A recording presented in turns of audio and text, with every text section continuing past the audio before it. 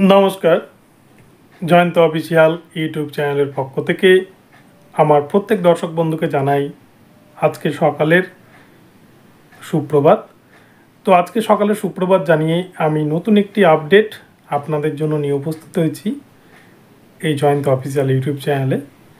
তো এখন আমি যে আপডেটটি আপনাদেরকে দিতে চলেছি সেটি হচ্ছে ওএমআর রহস্য 2012 সালের ওএমআর রহস্য, 2014 সালের ওএমআর রহস্য, 2017 সালের ওএমআর রহস্য।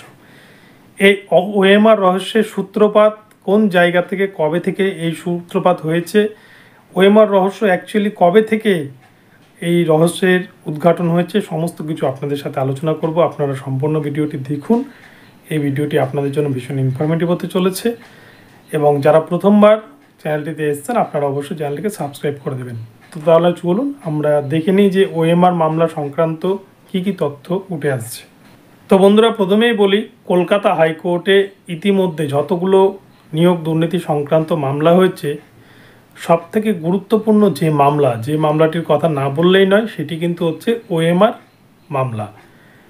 প্রাথমিক শিক্ষা পর্ষদ মূলত 2011 সালে তৃণমূল সরকার ক্ষমতায় আসার পর রাজ্যে যে নিয়োগ প্রক্রিয়াগুলি হয়েছে, প্রথম টেট পরীক্ষা হয়েছিল 2012 সালে এবং সেই 2012 সালের টেটেরও কিন্তু ওএমআর নেই।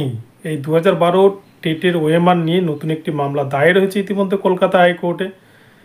সেক্ষেত্রে দেখা গেছে সেই ওএমআর মূল্যায়নের দায়িত্ব ছিল এস বাসুরাই কোম্পানি, যারা কিন্তু মানিক ভট্টাচার্যের সাথে একটা গোপন সম্পর্ক ছিল এস বাসুরাই কোম্পানির এবং এই সম্পর্কের খাতিরেই তারা কিন্তু কোনো রকম টেন্ডার ছাড়াই এই নিয়োগপত্র মূল্যায়নের দায়িত্ব পেয়ে যেত, বরাত পেয়ে যেত। এবং শুধু তাই নয়, ক্যান্ডিডেটদের নামের তালিকা পার্সোনালি মানিক ভট্টাচার্যকে কিন্তু ইমেল করে পাঠানো হতো এস বাসুরাই কোম্পানির তরফ থেকে যে এই নামের তালিকা, এই নামের ক্যান্ডিডেটদেরকে আমরা সিলেক্টেড লিস্টে রাখছি। এরকম কিন্তু তথ্য সিবিআইয়ের চার্জশিটে উল্লেখ হয়েছে। তো এই ঘটনা শুধু 2012-তে নয়, 2014-তেও ঘটেছে। 2017-র ক্ষেত্রেও দেখা গিয়েছে যে ওএমআর নষ্ট করে দেওয়া হয়েছে নিয়োগ করার আগেই। অথচ এই 2017 টেটের নিয়োগের মূল্যায়নের দায়িত্ব ছিল এস বাসুরাই কোম্পানি, সেক্ষেত্রেও কিন্তু কোনো স্ক্যান কপি রাখা হয়নি। 2014-র ক্ষেত্রেও স্ক্যান কপি রাখা হয়নি, 2012-র ক্ষেত্রেও কিন্তু স্ক্যান কপি রাখা হয়নি। সব মিলিয়ে বলা যায় যে নিয়োগ দুর্নীতির যে রহস্য, সেই প্রধান রহস্য কিন্তু ওএমআর দুর্নীতি থেকেই আরম্ভ। এবং আপনারা দেখেছেন ওএমআরকে কেন্দ্র করেই, ওএমআর নষ্ট করে দেওয়াকে কেন্দ্র করেই রাজ্যে ইতিমধ্যে কিন্তু 26,000-এর চাকরি বাতিল করেছে দেবাংশু বাসাক এবং মোহাম্মদ সাব্বার রাশিদের ডিভিশন বেঞ্চ কলকাতা হাইকোর্টের। এবং যদি সেখানে ওএমআর থাকতো বা ওএমআর স্ক্যান কপি থাকতো তাহলে কিন্তু 26,000-এর মধ্যে যোগ্যদের চাকরিটা বেঁচে যেত। যারা ওএমআর দুর্নীতি করে চাকরি পেয়েছিল তাদের চাকরিটাই কিন্তু শুধু বাতিল হতো। কিন্তু স্কুল সার্ভিস কমিশনের গাফিলতির কারণে বা তাদের এই চালাকির কারণেই মূলত আজকে যোগ্য শিক্ষকরা কিন্তু বিপদে পড়েছে।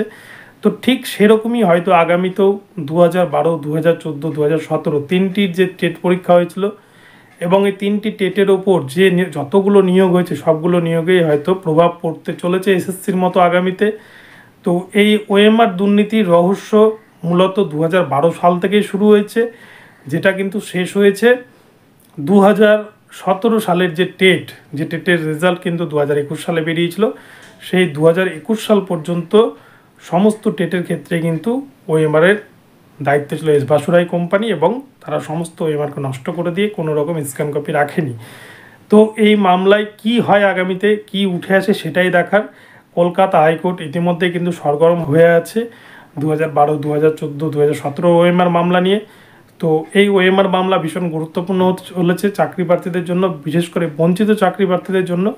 তো আগামীতে কী নির্দেশ আসে কলকাতা হাইকোর্টের পক্ষ থেকে সেটাই দেখার। তো এখন এ পর্যন্ত রইল আপডেটটি। আপনাদের যদি ভিডিওটি ভালো লাগে চ্যানেলটিকে সাবস্ক্রাইব করে দেবেন আর পরবর্তীতে আবার নতুন আপডেট নিয়ে আসবো। নমস্কার, সকলে ভালো থাকবেন।